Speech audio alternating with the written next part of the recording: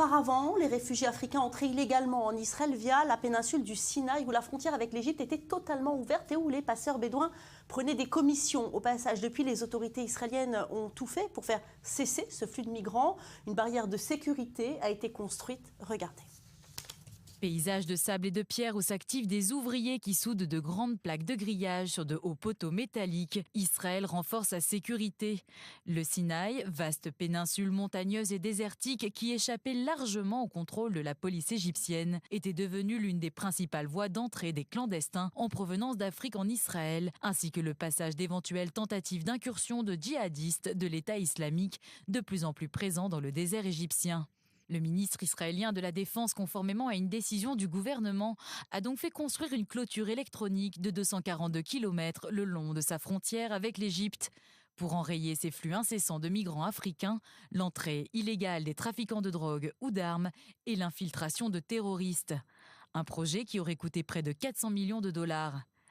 Alors que les travaux d'élévation de sa barrière frontalière avec l'Égypte viennent d'être achevés, l'opération se poursuit avec la frontière jordanienne.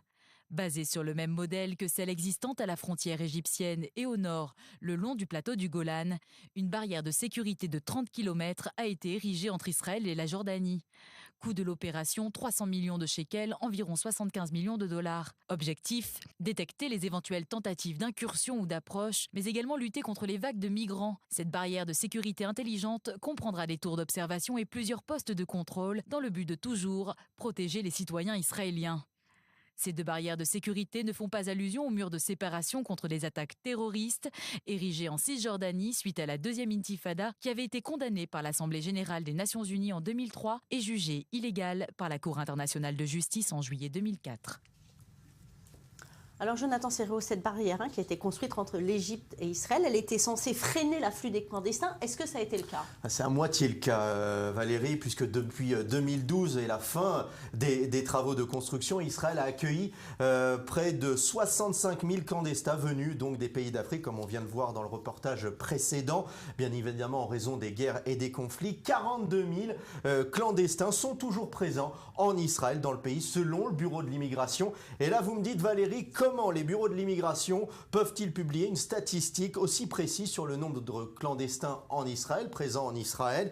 Eh bien Valérie, il faut savoir que chaque clandestin présent sur le sol israélien est pris en charge par Tsahal. Ils sont ensuite interrogés et après avoir subi une sorte de contrôle d'identité, les soldats s'inquiètent de leur mettre à disposition des autobus pour les envoyer dans plusieurs villes du pays, notamment dans le centre, dans la région centre, puisqu'entre 15 000 et 17 000 d'entre eux errent dans les rues de la région du Gush Dan, dans la région centre. C'est le cas dans le sud de Tel Aviv, où leur présence crée parfois des frictions entre eux et les habitants de ces quartiers, des quartiers théâtres de manifestations et de protestations, comme on l'a vu ces dernières années. Ainsi, pour éviter ces débordements, la police israélienne procède à des contrôles et à des arrestations. Tous les clandestins interpellés sont envoyés ensuite dans le centre de Holot, dans le sud du pays. Oui, alors justement, ce centre qui fait l'objet d'une polémique, ça fait 2 ans, lors des débats autour du vote de la loi de la clandestinité. Racontez-nous, que s'est-il passé? Oui, un centre créé en 2013, fini d'être construit en 2013, et géré